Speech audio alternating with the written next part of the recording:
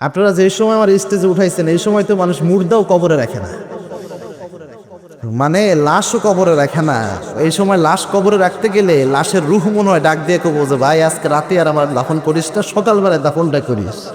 তো এই সময় আপনারা দিয়েছেন, প্রভু তুমি বলেছ রাসূল দেবে না, বলনি দেবে না ওমর, বলনি দেবে না হামজা তারিক, খালিদ বিজয় সমর। প্রভু তুমি বলেছ রাসূল দেবে না।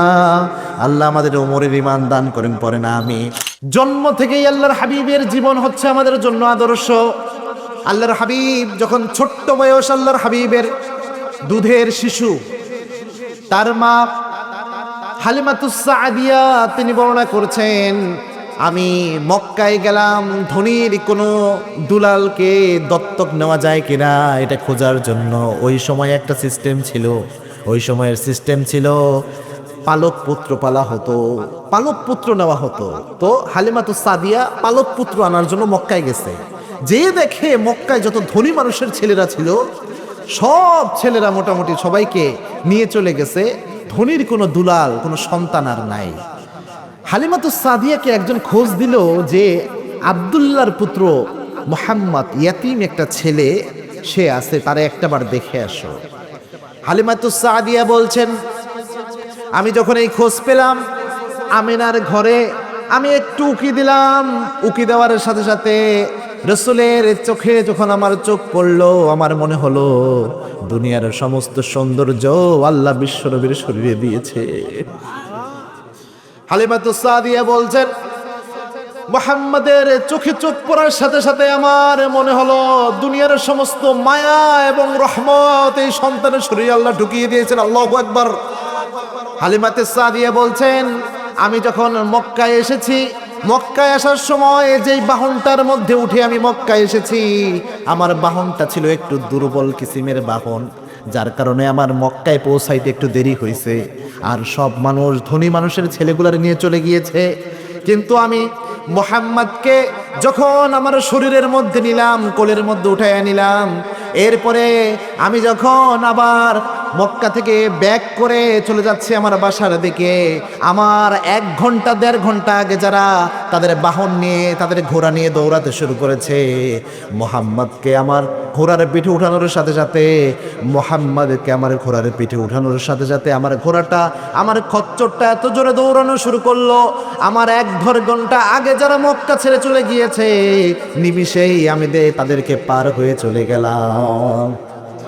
হালিমাতুস সাদিয়া বলছেন, মুহাম্মদকে আমি যখন আমার ঘরে নিয়ে গেলাম, আমার আরেকটা সন্তান ছিল, নাম ছিল আব্দুল্লাহ। 2 সন্তান আমার স্তনের দুধ পান করবে। আমি মুহাম্মদকে যখন এক স্তনের দুধ পান করাতাম, করানোর পর আরেক স্তনের দুধ যখন আমি পান করতে দিতাম, শিশু মুহাম্মদ কখনো 2 জায়গা থেকে দুধ পান করতেন না, 1 জায়গা থেকে শুধু দুধ পান করতেন। আমি বুঝতে পারতাম মুহাম্মদ ছোট্টবেলায় 1 জায়গা থেকে দুধ পান করতেন, আরেক জায়গা থেকে দুধ পান করতেন না। তার দুধ ভাই আব্দুল্লাহর জন্য আরেকটা স্তন তিনি ওয়াকফ করে দিতেন। একদম শিশু অবস্থা আল্লাহর হাবিব তার ভাইয়ের হক দিয়েছেন, সুবহানাল্লাহ বলেন। আর আমাদের সমাজে ভাইয়ের জমি ঠকায় খায় এমন ঘটনা আছে না নাই? বোনের জমিন ঠকিয়ে ভাইয়ের জমিন ঠকিয়ে এটা নিয়ে মারামারি করে মানুষ পর্যন্ত মারা যায়, আছে না নাই? আল্লাহর হাবিব কেমন আদর্শ ছিলেন দেখেন। ছোট্টবেলায় মায়ের কোলে থেকে আল্লাহর হাবিব ইনসাফ কায়েম করেছেন। আবার আল্লাহর হাবিব সাল্লাল্লাহু আলাইহি সাল্লাম তিনি যখন একটু বড় হতে শুরু করেন, প্রত্যেকটা জীবনে আল্লাহর হাবিবের জীবন থেকে আদর্শ আছে না নাই বলেন? পারিবারিক জীবনে আমাদের প্রফেট মুহাম্মদ সাল্লাল্লাহু আলাইহি ওয়াসাল্লাম তিনি হচ্ছেন আদর্শ। পারিবারিক জীবনে এই যে পরিবারের মধ্যে জামাই বউয়ের ঝগড়া লাগে কিনা ভাই? জোরে বলেন। পাবনার মানুষ এই সমস্যাটা নাই নাকি? স্বামী স্ত্রীর ঝগড়া একটা রেশিওতে দেখা যায়, গড়ে সম্ভবত প্রতিদিনে ঢাকা শহরে শুধু 37টা তালাক হয়। নাউজুবিল্লাহ বলেন। চিন্তা করতে পেরেছেন কি পরিমাণ তালাকের হার? এই যে এত বেশি তালাক হচ্ছে, এত গ্যাঞ্জাম, পারিবারিক সমস্যা, এই সমস্যার সমাধানে রাসূলের জীবনে আদর্শ আছে, সুবহানাল্লাহ বলেন। আল্লাহর হাবিব তার স্ত্রীর সাথে কি করতেন দেখেন। আপনি তো স্ত্রীর সাথে শুধু ঝগড়াঝাটি, স্ত্রীর সাথে খারাপ আচরণ, স্বামী স্ত্রীর মধ্যে দ্বন্দ্ব রাসূল সাল্লাল্লাহু আলাইহি ওয়াসাল্লাম কেমনে সমাধান করতেন? আল্লাহর হাবিবের ব্যাপারে মা আয়েশা বলছেন, আমরা মাঝে মাঝে আল্লাহর হাবিবের উপর রাগ করতাম, আল্লাহর হাবিবের উপর আমরা স্ত্রীরা অভিমান করতাম, কিন্তু রসুল কখনো আমাদের উপর রাগ করতেন না। আল্লাহর হাবিব যখন ঘরের দিকে আসতেন মনে হতো জান্নাতের সুশীতল বাতাস ঘরের দিকে প্রবাহিত হচ্ছে। আল্লাহর হাবিব সব সময় খাবার খাওয়ার সময় আমাদের স্ত্রীদের সাথে নিয়ে খাবার খেতেন। মা আয়েশা বলছেন, আল্লাহর হাবিব সাল্লাল্লাহু আলাইহি ওয়াসাল্লাম আমি যেই জায়গায় গ্লাসের ঠোঁট লাগিয়ে পানি পান করতাম, আল্লাহর হাবিব ঠিক ওই জায়গায় ঠোঁট লাগিয়ে বিশ্বনবী পানি খেতেন। সুবহানাল্লাহ বলে। মা আয়েশা বলছেন, আমি হাড্ডি চুষে রাখতাম, ওই হাড্ডি আবার চুষে খেতেন মুহাম্মদ সাল্লাল্লাহু। রসুলের একজন স্ত্রী ছিলেন, তিনি ঘোড়ার পিঠে উঠা পছন্দ করতেন। দেখেন স্ত্রীর শখ কেমনে পূরণ করতে হয়। রসুল যে আদর্শ, বর্তমান যুবক পোলাপান নাটক সিনেমা দেখে ভালোবাসা শেখার জন্য আছে না নাই? পোলাপান দেখবেন নাটক সিনেমা হলিউড বলিউড টলিউড এগুলো নিয়ে সারাদিন পড়ে থাকে। কেমনে রোমান্টিকতা শেখা যায়, কেমনে প্রেম শেখা যায়, অথচ যায় নায়ক নায়িকারা তাদেরকে প্রেম শেখায়, ওইগুলোরই ঘরে বউ থাকে না, আছে না নাই? বেশিরভাগ নায়ক নায়িকার দেখবেন ঘরের বউ নাই, একটা ধরে তার একটা চলে যায়, তাদের বউই তারা টিকাইতে পারে না, আর জাতিকে শেখায় কেমনে ভালোবাসা করতে হয়। যুবকরা, ভালোবাসা কাকে বলে, স্ত্রীকে কেমনে আদর করতে হয়, ভালোবাসতে হয়, কি রোমান্টিসিজম রয়েছে রসুলের জীবন দেখো। আল্লাহর হাবিবের একজন স্ত্রী ঘোড়ার পিঠে উঠা পছন্দ করতেন। আল্লাহর হাবিব সাল্লাল্লাহু আলাইহি ওয়াসাল্লাম একদিন একটা ঘোড়া নিয়ে আসলেন। ঘোড়া নিয়ে এসে আল্লাহর হাবিব সাল্লাল্লাহু আলাইহি ওয়াসাল্লাম বললেন, স্ত্রী তোমাকে ঘোড়ার পিঠে উঠাবো আজকে, চলো। ঘোড়ার কাছে আল্লাহর হাবিব গেলেন, যে আল্লাহর হাবিব নিজের হাঁটু মোবারক গেড়ে দিলেন, গেড়ে দিয়ে দুইটা হাতকে আল্লাহর হাবিব হাঁটুর উপর রাখলেন, আর রেখে বললেন, স্ত্রী আমার হাতের উপর পাড়া দিয়ে তুমি ঘোড়ার পিঠে উঠো। সুবহানাল্লাহ বলেন। তার স্ত্রী একটু আপত্তি করলো। আল্লাহর হাবিব বললেন, স্ত্রী তুমি যেন সুন্দরভাবে ঘোড়ার পিঠে উঠতে পারো এই জন্য একটু সিঁড়ির ব্যবস্থা আমি করে দিলাম। মা আয়েশাকে আল্লাহর হাবিব প্রায় মরুভূমি মধ্যে চাঁদনি রাতে, যখন নির্জন নিস্তব্ধ পরিবেশ, আকাশে চাঁদ পুরো মরুভূমির মধ্যে মিটিমিটি আলো দেয়, এরকম একটা রোমান্টিক ওয়েদারে আল্লাহর হাবিব সাল্লাল্লাহু আলাইহি ওয়াসাল্লাম মাঝে মাঝে তার স্ত্রী মা আয়েশা রাদিয়াল্লাহু তাআলা আনহাকে নিয়ে এশার নামাজের পর হাঁটতে বের হতেন। সুবহানাল্লাহ বলেন। একটু ঘুরে আসতেন, একটু পায়চারি করতেন। আবার মাঝে মাঝে মা আয়েশা বলছেন, আল্লাহর হাবিব আমার সাথে দৌড় প্রতিযোগিতা করতেন। সুবহানাল্লাহ বলে। এই যে রোমান্টিকতা স্বামী স্ত্রীর, এগুলো হচ্ছে রসুলের জীবন থেকে আদর্শ। এগুলো যদি কোনো ব্যক্তি নিজের মধ্যে আনতে পারে তাহলে স্বামী স্ত্রীর মহব্বত কি কমবে না বাড়বে? বাড়বে। রসুলের সাহাবীরা কেমন আদর্শ ছিলেন দেখেন।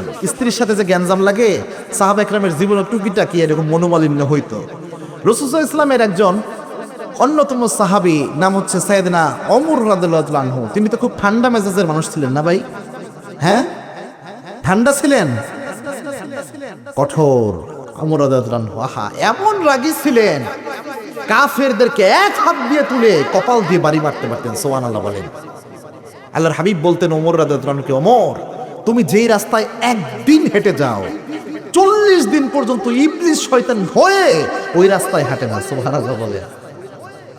সাইয়েদনা ওমর রাদিয়াল্লাহু তাআলা আনহু এমন সাহসী ব্যক্তি ছিলেন, কি দাপটি ব্যক্তি ছিলেন। যেদিন প্রথম ইসলাম গ্রহণ করেই রাসূলকে বলছি, ইয়া রাসূলুল্লাহ আলাসনা আলাল হক, আমরা কি সত্যের উপরে নয়? আল্লাহর হাবিব বললেন, হ্যাঁ ওমর আমরা তো সত্য। ওমর রাদিয়াল্লাহু আনহু বলছেন, ইয়া রাসূলুল্লাহ আপনার উপর যে কোরআন নাজিল হচ্ছে, কোরআন কি সত্য গ্রন্থ না? আল্লাহর হাবিব বলেন, ওমর হ্যাঁ সত্য গ্রন্থ। ওমর রাদিয়াল্লাহু আনহু বলছেন, ইয়া রাসূলুল্লাহ তাহলে গোপনে গোপনে আবার কালেমার দাওয়াত কিসের? আপনি শুধু একটা অনুমতি দেন, নারায়ে তাকবীরের স্লোগানে পুরো মক্কাকে আমি কাঁপাইয়া দিব। সুবহানাল্লাহ বলেন। আল্লাহর হাবিব বললেন, ওমর এখন তো সাহাবী অনেক কম, এখন যদি তাকবীর দাও কাফেররা এসে মার শুরু করবে। তাকবীর দিলে মায়ের আসে কি আসে না বলেন তো? তাকবীরের স্লোগানে মায়ের হয়, এটা কি শুধু ওই সময় ছিল না বিগত 16 বছরও হয়েছে বলেন তো ভাই? আপনি যে দলই করেন এই জিনিসগুলো আপনাকে স্বীকার করতে হবে। একজন নিরপরাধ ব্যক্তির উপর যদি জুলুম হয় আমরা ওটার ব্যাপারে প্রতিবাদ জানাবো, ঠিক না ভাই? ঠিক। আমার কোনো আওয়ামী লীগের নিরপরাধ ভাইয়ের উপরও যদি, আওয়ামী লীগের সাধারণ কর্মী ছিল, সাধারণ জনগণ ছিল, ভোটার ছিল, তার উপর যদি কেউ জুলুম করে, যেটা জুলুম, ওটার প্রতিবাদ আমাদের করার দরকার আছে না নাই? কেননা জুলুমের সাথে আমরা কখনো একমত পোষণ করতে পারি না। তো তাকবীরের আওয়াজে সেই সময় বাধা হতো। আল্লাহ হাবিব বললেন, ওমর তুমি তাকবীর দিও না, তাকবীর দিলে এখন বাধার সৃষ্টি হবে। সাইয়েদনা ওমর রাদিয়াল্লাহু আনহু বললেন, ইয়া রাসূলুল্লাহ, খালি অনুমতিটা দিয়ে দেখেন, তারপরে দেখেন আমি কাজটা করি কি। আল্লাহর হাবিব বুঝলেন ওমর বলছে তো আজকে করেই ছাড়বে। আল্লাহর হাবিব বললেন, যাও ওমর, তোমাকে অনুমতি দিলাম। সুবহানাল্লাহ বলেন। 11 জন সাহাবী নিলেন, মাত্র 11 জন। 11 জন সাহাবী নিলেন। প্রথম কাতারে থাকলেন 5 জন, পিছনের কাতারে দিলেন 6 জনকে।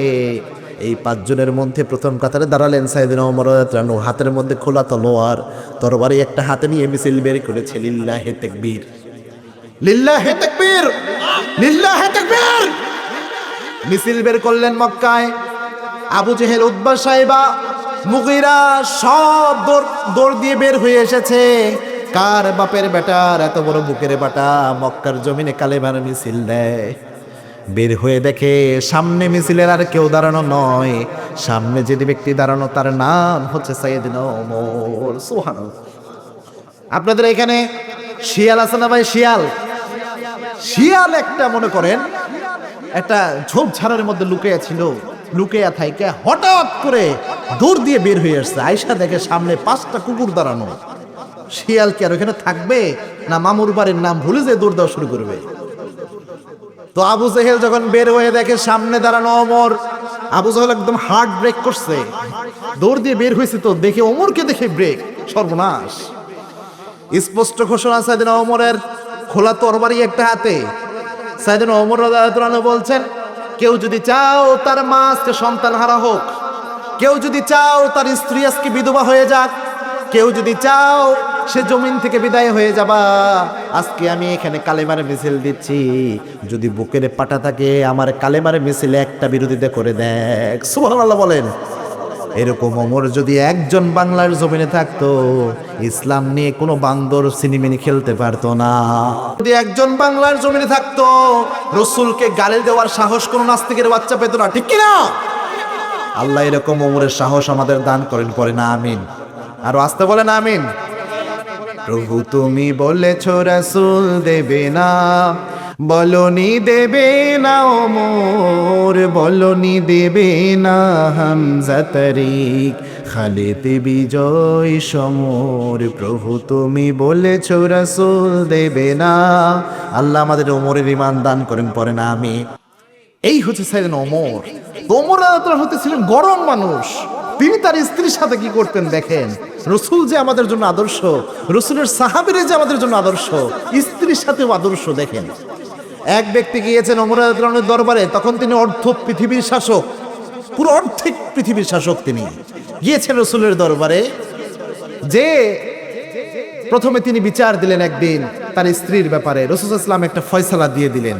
এরপর ওমর রাদিয়াল্লাহু আনহুর শাসন আমলে আরেক ব্যক্তির ঘটনা, তিনি তখন অর্ধ পৃথিবীর শাসক। ওমর রাদিয়াল্লাহু আনহুর দরবারে একজন ব্যক্তি গিয়েছেন তার স্ত্রীর ব্যাপারে বিচার দেওয়ার জন্য। যে দেখেন সাইয়েদনা ওমর রাদিয়াল্লাহু আনহু বাসার বাহিরে তিনি বসে রয়েছেন আর চুপ করে রয়েছেন। ওই ব্যক্তি যখন বাসার কাছে গেল, দেখে সাইয়েদনা ওমর বাসার বাহিরে চুপ করে বসা, আর ঘর থেকে একজন মহিলার আওয়াজ শোনা যাচ্ছে। ওই মহিলা অভিমান করে কি যেন অভিযোগ দিতেছে, আর সাইয়েদনা ওমর চুপচাপ মহিলার অভিযোগ শুনে আর মিটি মিটি হাসে। ওই লোক বুঝতে পারলেন ভিতর থেকে যে মহিলা অভিযোগ দিয়ে কথাবার্তা বলতেছে, ওই মহিলা আর কেউ নয়, এটা ওমরের স্ত্রী। তিনি চিন্তা করলেন, আমার বউয়ের ব্যাপারে বিরুদ্ধে বিচার দিতে আসলাম এমন ব্যক্তির কাছে, যেই ব্যক্তির বউই তার ব্যাপারে একই কাজ করতেছে। ওই লোক চিন্তা করলো আমার আর দরকার নেই, সে চলে যেতেছে। সাইয়েদনা ওমর রাদিয়াল্লাহু আনহু বললেন, এই ভাই, আপনি আসছিলেন আমার কাছে আবার চলে যাচ্ছেন, ব্যাপারটা কি? ওই ব্যক্তি বলছে, ওমর, যেই কাজে আপনার কাছে আমি বিচার দিতে আসছিলাম ওই কাজ আমার হয়ে গেছে। সুবহানাল্লাহ কইবেন না? সাইয়েদনা ওমর রাদিয়াল্লাহু আনহু বলছেন, কি কাজ হয়েছে? বলছে, আমার কাজ হয়ে গেছে, আমার লাগবে না। ওমর রাদিয়াল্লাহু আনহু তাকে নিয়ে মসজিদে নববীতে বসালেন, বসিয়ে বললেন যে বলেন তো ভাই, হয়েছেটা কি? ওই লোক তখন বলছে, ওমর, আমার বউ প্রায় সময় আমার সাথে অভিমান করে, একটার পর একটা কথা বলে।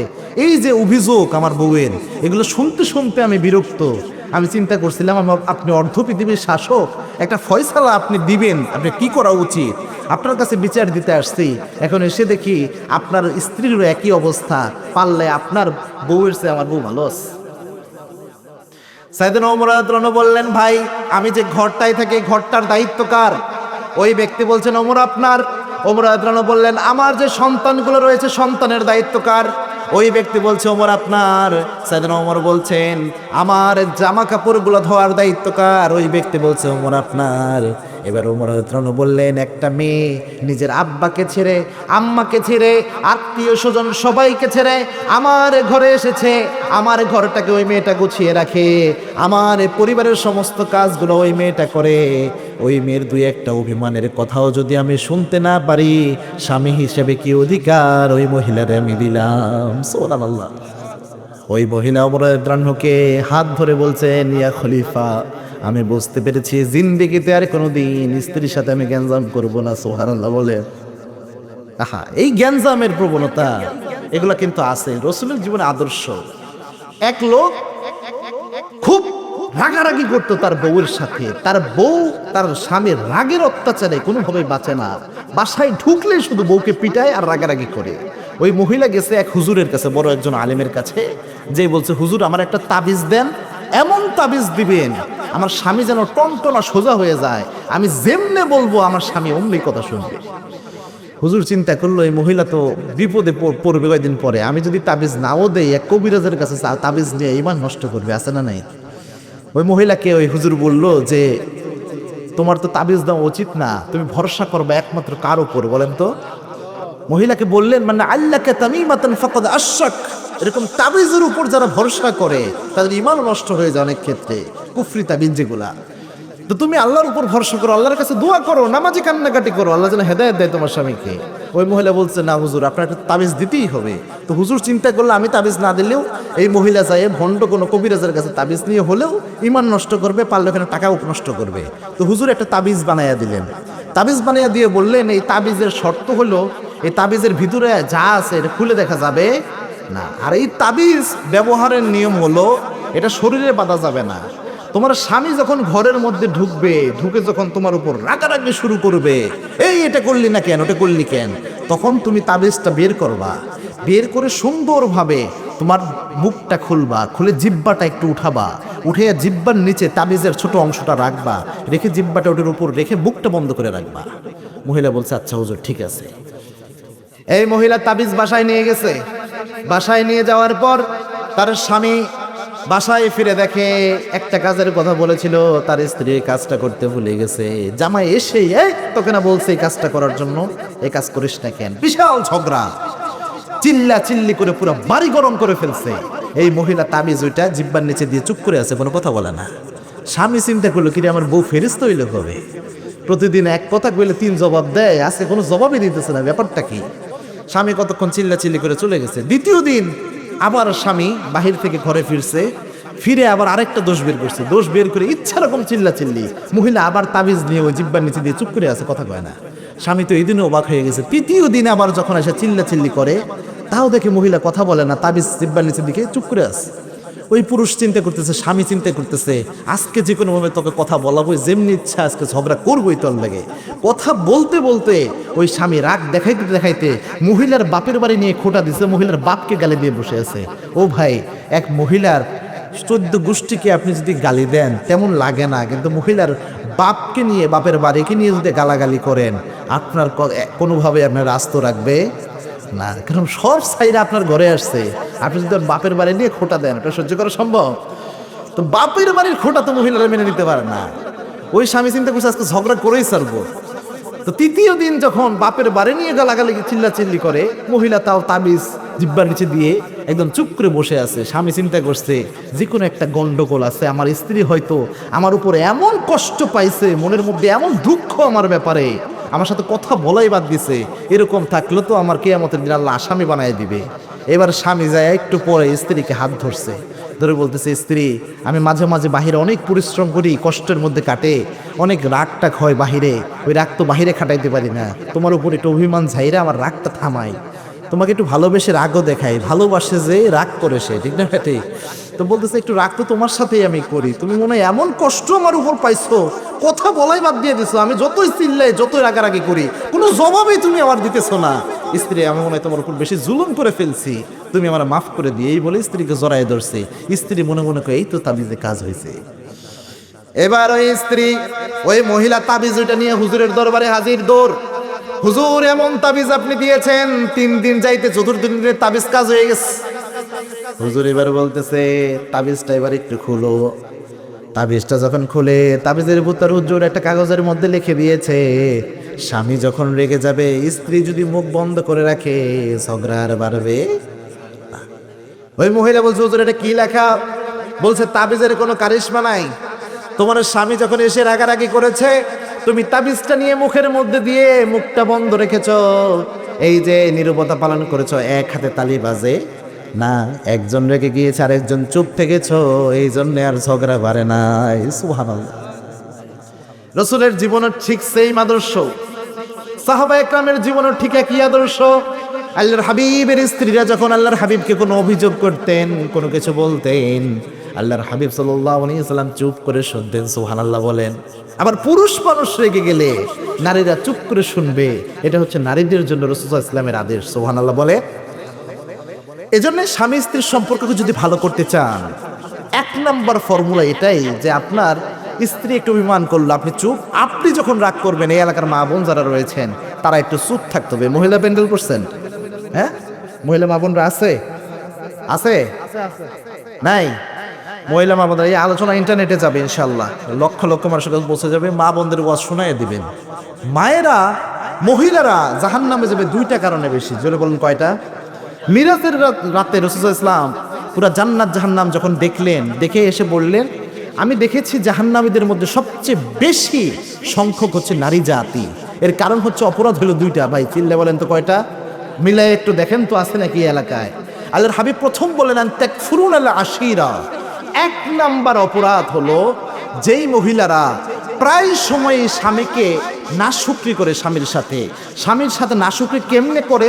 আরেক হাদিসে আল্লাহর হাবিব বলেছেন, ক্বালাত মা রাআইতা মিনকা খায়রুন কত্তু। স্বামীকে বলতে যে অনেক সময় অনেক মহিলা এমন কথা বলে, আমি মহিলা দেখে তোমার ঘর করতেছি, অন্য কোনো মহিলা হলে তোমার ঘর করতই না। এরকম কথা তো পাবনায় কোনো মহিলা বলে না নাকি? হ্যাঁ, ঘরে ঘরে বলে, সর্বনাশ হইছে। আল্লাহর হাবিব সাল্লাল্লাহু আলাইহি ওয়াসাল্লাম বলেছেন, এরকম কথা যে নারীরা বলে যে আমি মহিলা দেখে তোমার ঘর করি, অন্য কোনো মহিলা হইলে তোমার ঘরই করতো না, এরকম নাশুকরি নাফরমানি কোনো নারী যদি করে, আল্লাহর হাবিব সাল্লাল্লাহু আলাইহি ওয়াসাল্লাম বলেছেন ওই নারীরা জান্নাতে যাওয়া তো দূরের কথা, জান্নাতের সুঘ্রাণও পাবে না। নাউজুবিল্লাহ বলেন। স্বামীর নাফরমানি করা যাবে না। 2 নাম্বার হচ্ছে তুকসিরুনাল লানা। যেই নারীরা কথায় কথায় লানত দেয়, একটু মেজাজ গরম হলেই কয় তোর উপর আল্লাহর গজব পুরুক, আছে না নাই? এই 2টা কারণে নারীর বেশি জাহান্নামী হয়। এজন্য স্বামীর মর্যাদা একজন নারীর বুঝতে হবে।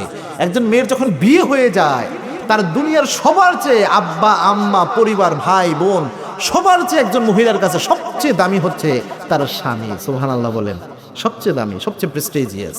এই জন্যে 2 জনই চুপ থাকতে হবে। আল্লাহ আমাদের চুপ থাকার তৌফিক দান করুন, আমরা বলি আমিন। যে রেগে যাবে আরেকজন চুপ, ইনশাআল্লাহ বলেন। রাসূলের জীবনে স্বামী স্ত্রীর জন্য আদর্শ রয়েছে। এরপরে পারিবারিক জীবনে আরেকটা সমস্যা রয়েছে, এটা হচ্ছে আব্বা আম্মার সাথে বর্তমান অনেক সন্তানদের সম্পর্ক ভালো না। এরকম সমস্যা এই এলাকায় আছে নাই বলেন তো? হ্যাঁ, আগের যুগের ছেলে মেয়েরা তারা কিন্তু আব্বা আম্মার কথা ঠিকভাবে শুনতো, কিন্তু এই জেনারেশনের পোলাপান আব্বা আম্মার কথা শুনতে চায় না, আছে না ভাই? এই জেনারেশনে আব্বা আম্মার কথা শুনে না। অথচ আব্বা আম্মা কত বড় সম্পদ। আল্লাহর হাবিব সাল্লাল্লাহু আলাইহি ওয়াসাল্লামের কাছে একবার এক সাহাবী আসলেন, মনোযোগ দেন। একজন সাহাবী আসলেন, এসে বললেন, ইয়া রাসূলুল্লাহ মা হুয়া হাক্কু বিহুসনিস সাহাবাতি। এই দুনিয়াতে যত মানুষ রয়েছে সব মানুষের মধ্যে সবচেয়ে ভালো আচরণটা আমি কার সাথে করব? আল্লাহর হাবিব বললেন উম্মুক, তোর মায়ের সাথে। 2 নম্বরে কার সাথে ইয়া রাসূলুল্লাহ? আল্লাহর হাবিব বললেন উম্মুক, তোর মায়ের সাথে। 3 নাম্বার কার সাথে ইয়া রাসূলুল্লাহ? আল্লাহর হাবিব বললেন উম্মুক, তোমার মায়ের সাথে।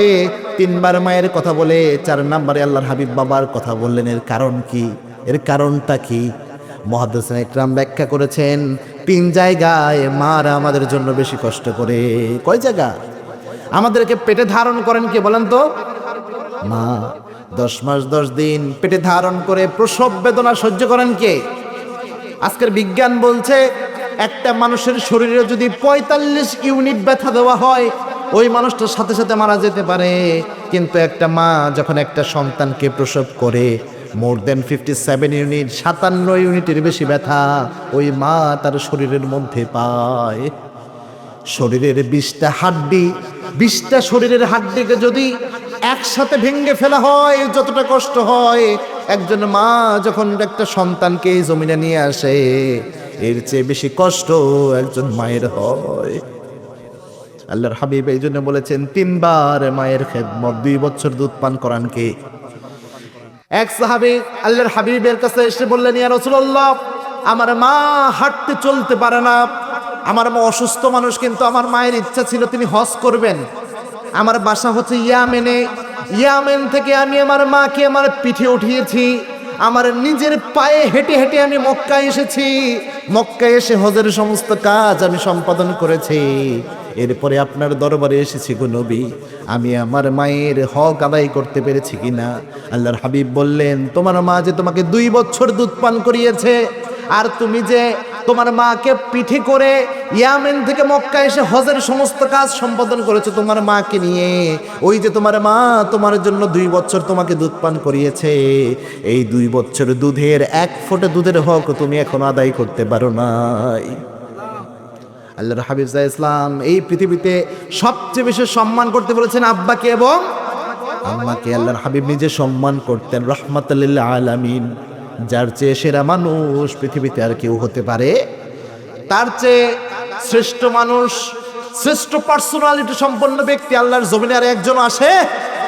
যিনি হ্যাঁ বললে হালাল হয়ে যায়, না বললে হারাম হয়ে যায়, যিনি আঙ্গুল ইশারা করলে আসমানের চাঁদ দ্বিখণ্ডিত হয়ে যায়, যিনি যদি কোনো কিছু আদেশ করেন ওইটা উম্মতের জন্য ফরজ হয়ে যায়। সুবহানাল্লাহ।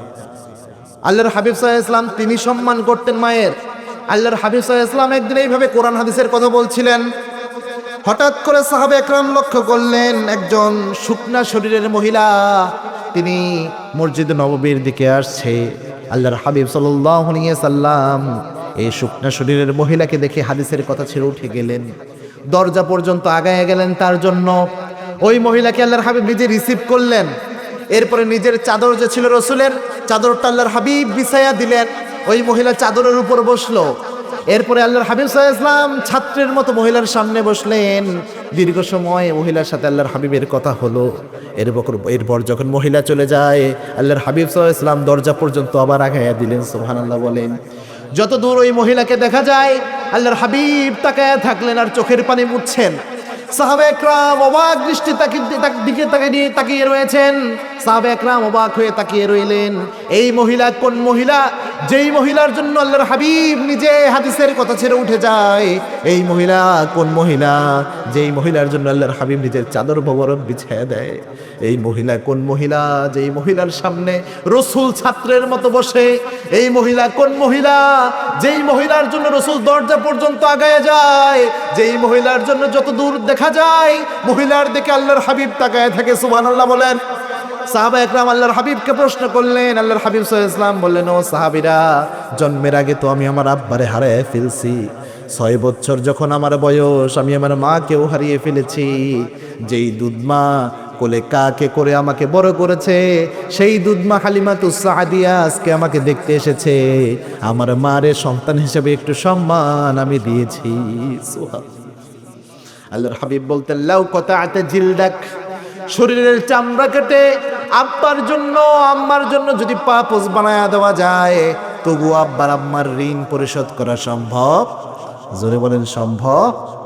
আল্লাহ আমাদের আব্বা আমাকে কবুল করেন, পড়েন আমিন। ও গো মা তুমি এই ধরনের শ্রেষ্ঠ নেয়ামত, তোমারই পদ তলে রয়েছে জান্নাত। পড়েন, ও গো মা তুমি এই ধরনের শ্রেষ্ঠ নেয়ামত, তোমারই পদ তলে রয়েছে জান্নাত। ঠিক কিনা? আল্লাহ আমাদের আব্বা আম্মাকে কবুল করুন না, পড়ি আমিন। তার মানে পারিবারিক জীবনের সমস্যার সমাধানের জন্য আব্বা আম্মার যে সমস্যা আব্বা আম্মার সাথে সন্তানদের হয়, এটার জন্য রসুলের জীবনে আদর্শ আছে না নাই?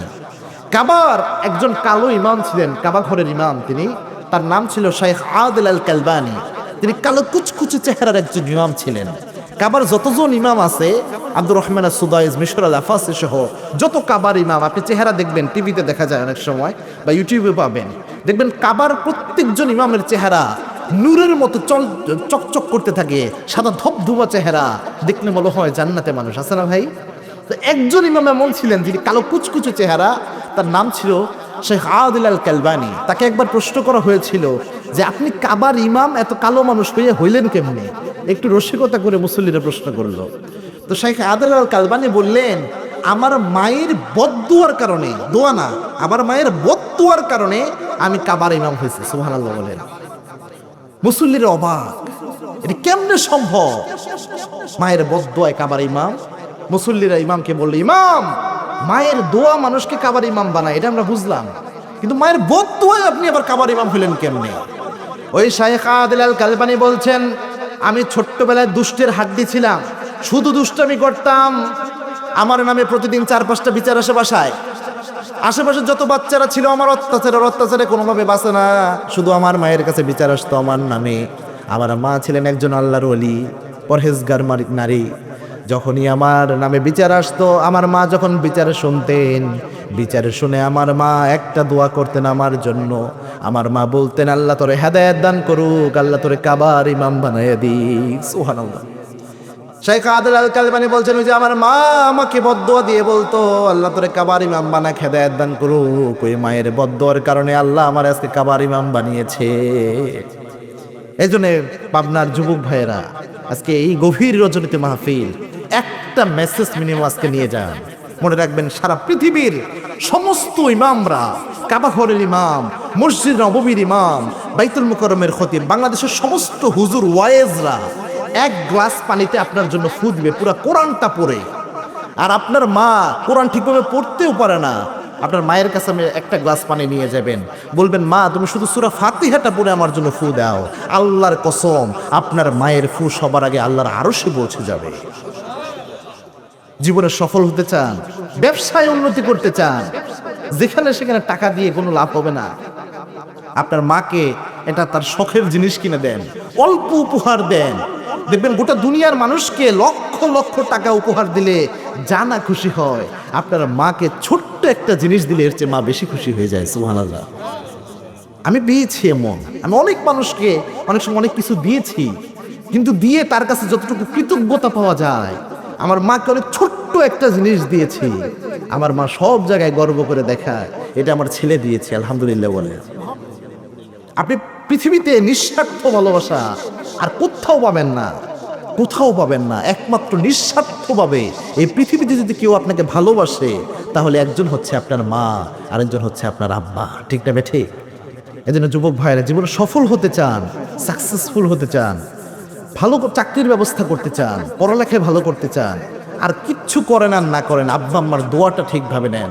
মনে রাখবেন, আব্বা আম্মার দোয়া যদি নেওয়ার মতো নিতে পারেন, আল্লাহর হাবিব বলেছেন, 3 ব্যক্তির দোয়া করতে দেরি হয়, দোয়া কবুল হতে দেরি হয় না। লা হিজাবু বাইনাহু ওয়া বাইনাল্লাহ, এই 3 ব্যক্তির মাঝে আর আল্লাহর মাঝে কোনো পর্দা থাকে না। সুবহানাল্লাহ বলে। তার মধ্যে আব্বা এবং আম্মা যদি কোনো সন্তানের জন্য মন থেকে দোয়া করে, দোয়া করার সাথে সাথে আল্লাহ কবুল করে নেয়। সুবহানাল্লাহ। এজন্য পারিবারিক জীবনে আব্বা আম্মার সাথে সন্তানের যে সমস্যা, রসুলের এই ঘটনাগুলো থেকে আমরা জানতে পারলাম। তাহলে পারিবারিক জীবনে সংক্ষিপ্তভাবে আমরা বুঝতে পারলাম, এই ক্ষেত্রে রসুলের আদর্শ যদি আমরা মেনে নেই, তাহলে আমাদের জীবনের বরকত আছে না নাই? আরো আসতে বলেন, স্বামী স্ত্রীর সম্পর্কের সমস্যার ক্ষেত্রে রসুলের জীবন, সাহাবে ইকরামের জীবনে যদি মানতে পারি, সমাধান আছে না নাই? আছে। তো 2টা বিষয় আমরা বুঝতে পারলাম। আল্লাহ এই 2টা বিষয় আমাদের বুঝার এবং আমল করার তৌফিক দান করুন, আমার পরে আমিন। এই যে বর্তমান আমাদের দেশ ঋণগ্রস্ত, এত বেশি ঋণ, একটা সন্তান আজকে জন্ম নিয়েছে, তার মাথায়ও ঋণ আছে। আপনি বাংলাদেশের যে ঋণ, এটার একটা রেশিও দেখবেন, আজকে জন্ম নিল যে ছেলেটা, ওর মাথার উপর, মাথা পিছু একটা ঋণ আছে। বিগত 16 বছরে 28 লক্ষ কোটি টাকা এই দেশ থেকে পাচার হয়ে গেছে। নাউজুবিল্লাহ বলে। নেতারা দেখবেন ভোটের আগে লম্বা লম্বা বক্তৃতা ছাড়ে যে জনগণের বন্ধু আমরা, পারলে জনগণের পা পর্যন্ত মুছে দেয়, আর যদি একবার ক্ষমতায় আসতে পারে, জনগণের পকেটের সব টাকা নিয়ে নিজের পকেটে ঢুকায়। আছে না নাই? আহা, এই যে নেতৃত্বের ক্ষেত্রে রসুল আদর্শ, রসুলের সাহাবে একরাম আদর্শ। একটা ঘটনা দেখেন, একবার এক ফকির আসলেন রসুলের দরবারে, রসুলের বাসায় একটা ফকির আসলেন, এসে বললেন, ইয়া রাসূলুল্লাহ, আমার একটা উট দান করেন। কি চাইছে? আরো আসতে বলেন। উট চাইছে। আচ্ছা বলেন তো পাবনার ভাইরা, আপনার এলাকায় আমাদের ঢাকা থেকে কোনো ফকির আসলো, এসে বলল আমার একটা গরু দান করেন, আপনি কি তার গরু দিবেন না দৌড়ানি দিবেন? হ্যাঁ, দৌড়ানি দিবেন। আয়েশা চাইছে উট রসুলের দরবারে, ওই সময় সবচেয়ে দামি জিনিস উট। রসুলকে এসে বলছি, ইয়া রাসূলুল্লাহ আমার একটা উট দেন। আল্লাহর হাবিব তো রহমতের নবী ছিলেন, মায়ার নবী ছিলেন। আল্লাহর হাবিব কাউকে না করতেন না। আল্লাহর হাবিব বললেন আমার তো এখন উট দেওয়ার সামর্থ্য নাই, আমার সাহাবী রয়েছে, নাম হচ্ছে উসমান রাদিয়াল্লাহু আনহু, আমার জামাই। রসুলের কয় মেয়ের জামাই ছিল বলেন তো? 2 মেয়ের জামাই ছিল। একটা মেয়ে মারা গেছে, পরে আল্লাহর হাবিব আরেকটা মেয়েকে বিয়ে দিয়েছে। আল্লাহর হাবিব বলেছেন আমার যদি আরো মেয়ে থাকতো আর ওসমান যদি চাইতো, ওসমান আমার এমন ভালো জামাই, আমার সব মেয়েরে আমি ওসমানের কাছে দিয়ে দিতাম। সুবহানাল্লাহ বলে। 2 মেয়ের জামাই। আল্লাহ হাবিব বলেন আমার জামাই আছে ওসমান, বিজনেসম্যান পারসন, ব্যবসায়ী মানুষ, তার কাছে যাও, যে উট চাও উট পেয়ে যাবা।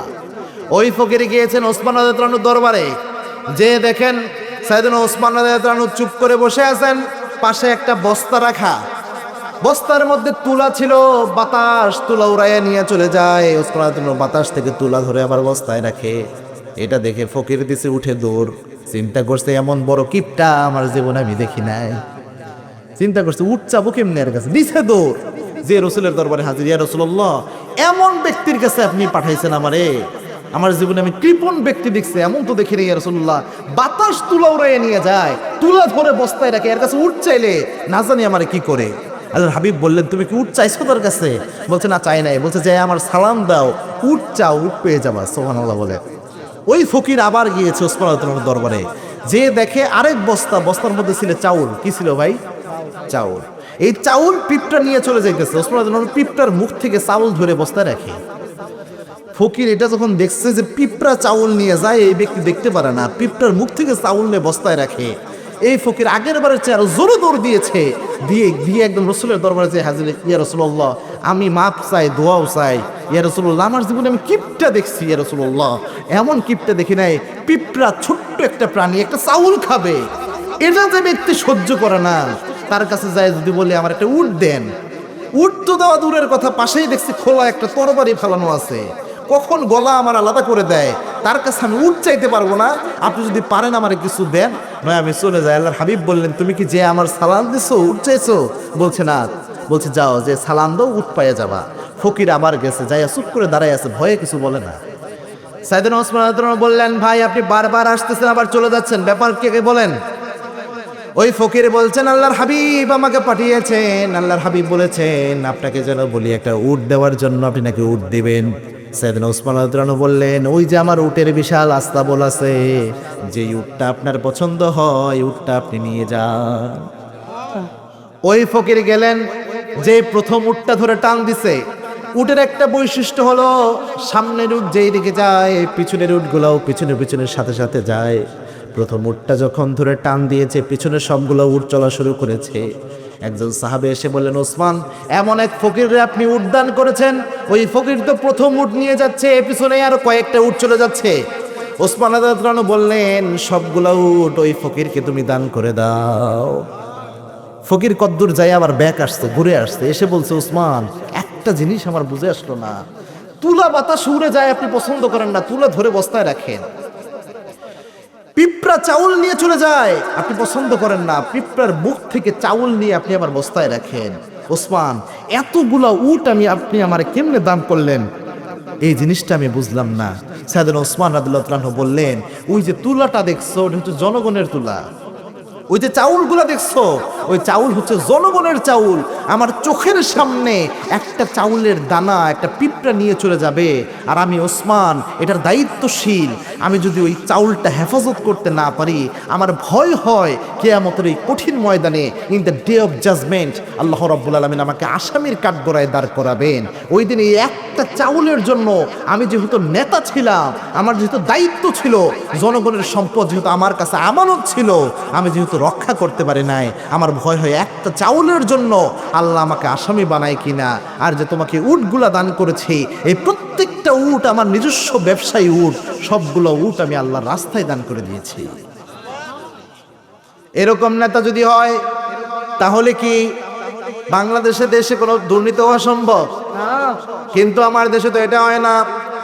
আমার দেশে ভোটের আগে নেতাদের ওয়াদার শেষ নাই, ভোট শেষ হলে হারাম খাইতে 1 ইঞ্চি চিন্তা করে আসে না নাই। ভোটের আগে নেতা বলে আমি দেশের ভক্ত, নির্বাচনে জয়লাভ করলে পাল্টে নেতার চরিত্র। ঠিক কিনা? ভোটের আগে বিশাল পাঞ্জাবি, মাথায় টুপি, দেখে মনে হয় সদ্দেক জান্নাত থেকে পালাই আসছে। সাদা দবদবা পাঞ্জাবি পরে মানুষকে সালাম দেয়, আসসালামু আলাইকুম আসসালামু আলাইকুম দিতে দিতে কলা গাছরে সালাম দেয়, আছে না নাই? আবার নামাজ পড়ে দেখবেন সবার আগে মসজিদে যায় নেতা সাহেব হাজির, 1 ওয়াক্তের নামাজ 2 মসজিদে পড়ে মানুষকে বোঝায় আমি আচ্ছা নামাজে। এমন নেতা আছে না নাই? আর ভোট যখন শেষ হয়, নেতা নির্বাচন হয়ে গেলে মানুষের ইট, রাস্তার ইট গুলা খায়, বালি খায়, সিমেন্ট খায়, খাইতে খাইতে পায়খানার স্ল্যাব পর্যন্ত খায়, আছে না নাই? জনগণের জন্য বরাদ্দ হয় পায়খানার স্ল্যাব, গরিব মানুষের লেট্রিন করে দেওয়ার জন্য পায়খানার স্ল্যাব পর্যন্ত নেতা খায় ফেলায়। এমন নেতা আছে না নাই? আমরা এরকম নেতা আর চাই না, ঠিক না ভাই? ঠিক। আমরা চাই যেই দল থেকেই সরকার গঠন হোক, আমরা চাই তারা দুর্নীতিমুক্ত একটা সমাজ যেন বাংলাদেশকে উপহার দেয়, ইনশাল্লাহ বলেন। বিগত সময় আমরা অনেক দেখেছি, কিন্তু রসুলের যে আদর্শ, এটা নিয়ে কেউ পার্লামেন্টে বসতে পারে নাই, রসুলের আদর্শকে নিজের সামনে রেখে কেউ ক্ষমতা পরিচালনা করে নাই, যার কারণে বাংলাদেশ থেকে দুর্নীতিও কখনো মুক্ত হতে পারে। সুতরাং সামনে যারাই ক্ষমতা আসুক, যে দলই আসুক, আমরা চাই এই যে রসুলের জীবন যে আমাদের জন্য আদর্শ, তারা যেন রসুলের জীবনকে আদর্শ মেনে অর্থনৈতিক ব্যবস্থা যখন বাংলাদেশে কায়েম করবে, রসুলের আদর্শ মতে রসুল যে পার্লামেন্ট চালিয়েছেন এটার মতো করে যেন অর্থনৈতিক কারবার পরিচালনা করতে পারে। আল্লাহ এই দিন দেখার, এইরকম পরিবেশ দেখার তৌফিক আল্লাহ আমাদের দান করুন, করুন আমি। তার মানে অর্থনৈতিক জীবনে আল্লাহর হাবিব আমাদের জন্য আদর্শ, রসুলের সাহাবীর আদর্শ। শুধু একটা ঘটনা বললাম। লাস্ট যেটা, রাজনৈতিক জীবনে আল্লাহর হাবিব আমাদের জন্য আদর্শ। কোন জীবন? রসুল তো তার জীবনে কখনো রাজনীতি করেন নাই ভাই, না করছে? বুঝে শুনে বলতেছেন তো? তো রসুলের রাজনীতির আলোচনা, রসুল যে রাজনীতি করছে ওটা বললে এটা কি কোরআনের মাহফিলে রাজনীতি করা হয়?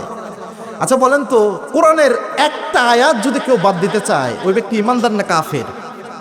কোরআনের একটা আয়াত বাদ দেন, কোরআনের একটা শব্দ যদি কেউ বাদ দিতে চায়, ওই ব্যক্তি ইমানদার না কাফের? কোরআনের একটা অক্ষর যদি কেউ বাদ দিতে চায়, ওই ব্যক্তি ইমানদার না কাফের? তো আল্লাহ যে পবিত্র কোরআনে প্রায় 500 আয়াত, আলা লাহু খালকুল আমর, সৃষ্টি যার, আইন চলবে তার। এই জমিন আল্লাহর সংবিধান কোরআন অনুযায়ী পরিচালিত হবে।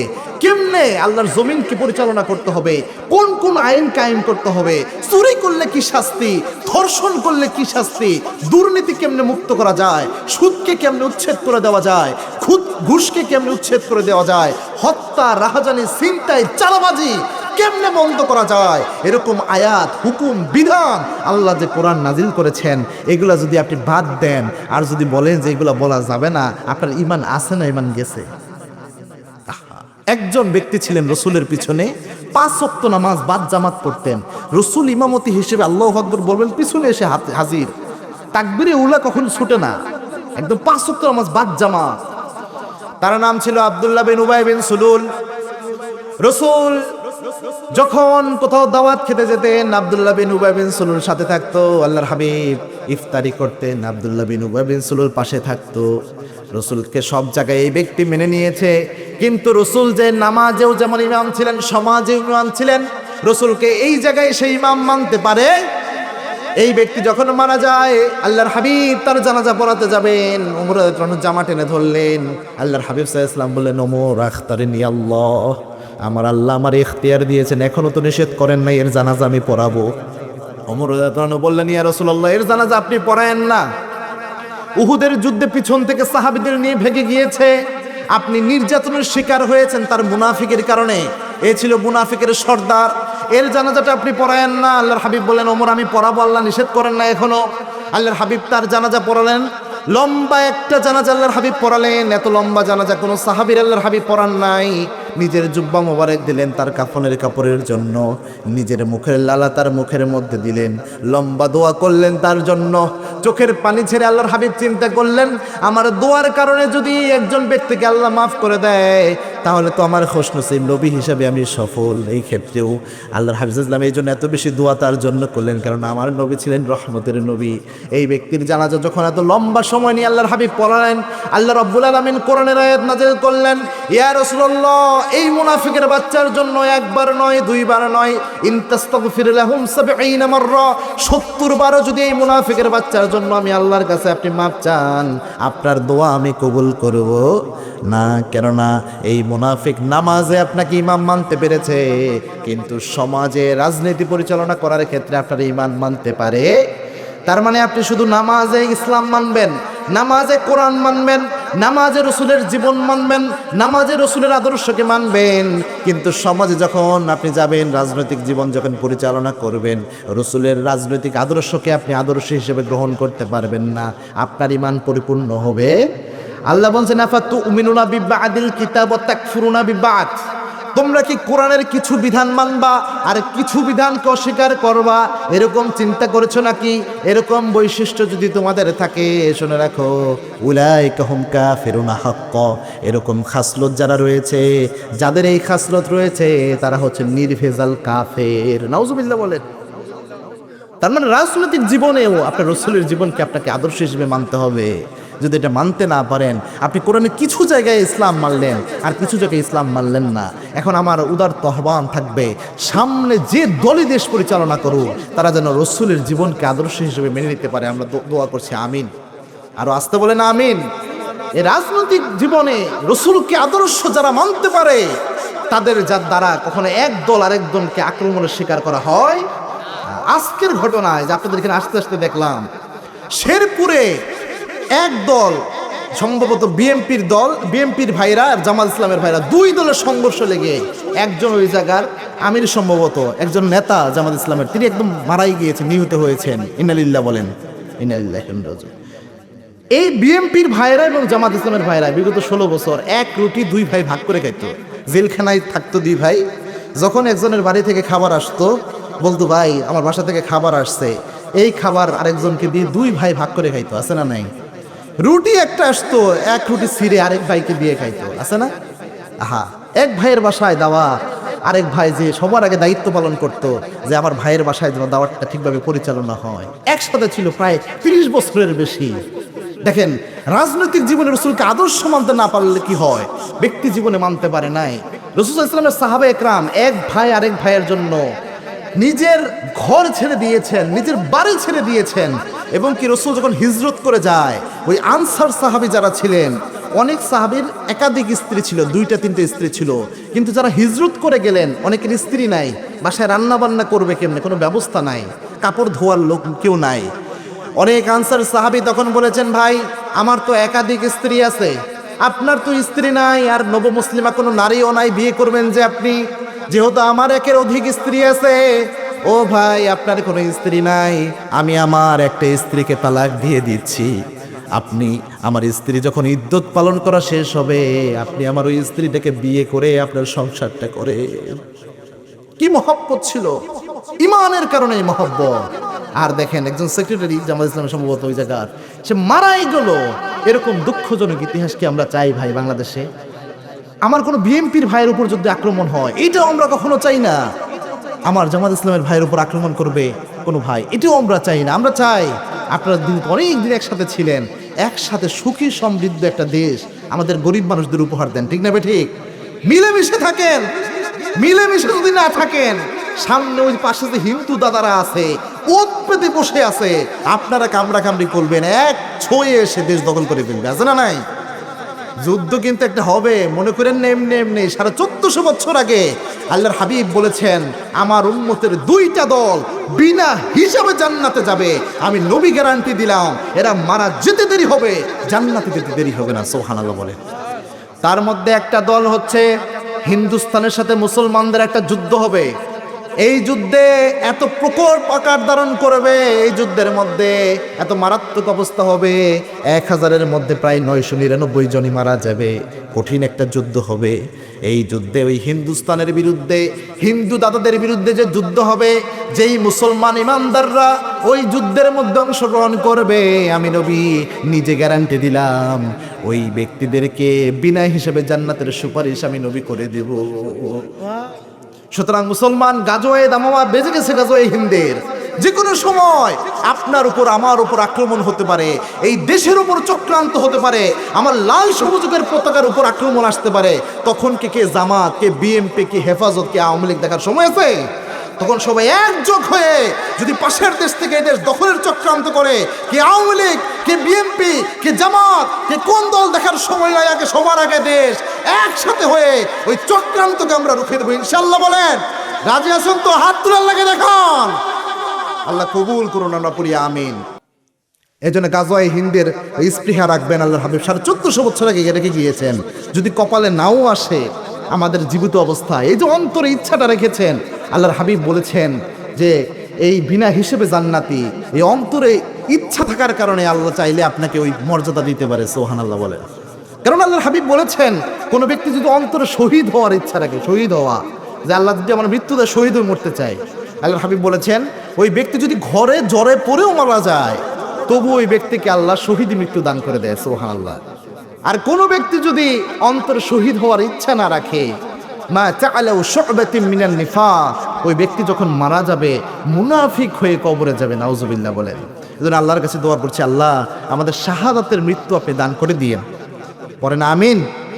মরতে তো হবেই ভাই, মরতে হবে না? The most certain thing in this world is death. এই পৃথিবীতে সবচেয়ে নিশ্চিত যে বিষয়টা, সেটা হচ্ছে মৃত্যু। এই যে কবরস্থানের যুগে মাহফিল, সবাইকে একদিন কবরের বাসিন্দা হতে হবে, হবে না? The most uncertain thing in this world is time of death. এই পৃথিবীতে সবচেয়ে অনিশ্চিত যে বিষয়টা, সেটা হচ্ছে মৃত্যুর সময়। কে কখন চলে যাব তার কোনো গ্যারান্টি নাই। এই জন্যে মৃত্যুর জন্য প্রস্তুতি নিতে হবে। আর আল্লাহর কাছে একটা দোয়া করবেন মিনিমাম, এই দোয়াটা শিখে যান। আল্লাহর কাছে দোয়া করবেন যখনই মৃত্যুর জন্য চোখের পানি ফেলবেন, আল্লাহর কাছে দোয়া করবেন, আল্লাহ আমার যেহেতু মৃত্যুটা আপনি দিবেনই, ইমানের সাথে আমার মৃত্যুটা দিয়েন, আর শহীদি মৃত্যু আল্লাহ আপনি আমার নসিব করে দিয়েন। সুবহানাল্লাহ বলেন। আল্লাহ আমাদের শহীদ হিসেবে কবুল করুন। পরে না আমিন। মরতেই হবে যখন শহীদি মরণ দিও আমাকে। বলেন মরতেই হবে যখন শহীদি মরণ দিও আমাকে। শাহাদাতে জানি শুধুই জীবন, সে জীবন দিও আমাকে। মরতেই হবে যখন শহীদি মরণ দিও আমাকে। রোগে শোকে মরণ দিও না আমায়, বিপদে মুসিবতে নিও না আমায়। এমন মরণ দিও চোখ বুঝলেই যেন দেখি তোমাকে। মরতেই হবে যখন শহীদি মরণ দিও আমাকে। পরে না আমিন। আল্লাহ আমাদেরকে কবুল করুন। পরে না আমিন। তো আজকে সংক্ষিপ্তভাবে আমাদের জীবনের আদর্শ হচ্ছে একমাত্র জনাবে মুহাম্মদুর রাসূলুল্লাহ সাল্লাল্লাহু আলাইহি ওয়াসাল্লাম। এই বিষয়ে আলোচনা করলাম। প্রথমে বলেছি পারিবারিক জীবনে রাসূল আমাদের আদর্শ, ওইখানে স্বামী স্ত্রীর সাথে কি আদর্শ এটা বলেছি, বাবা মার সাথে সন্তানদের কি আদর্শ রয়েছে এটা বলেছি। এরপরে অর্থনৈতিক জীবনে আমাদের জন্য রসুল আদর্শ, এখানে একটু আলোচনা করেছি।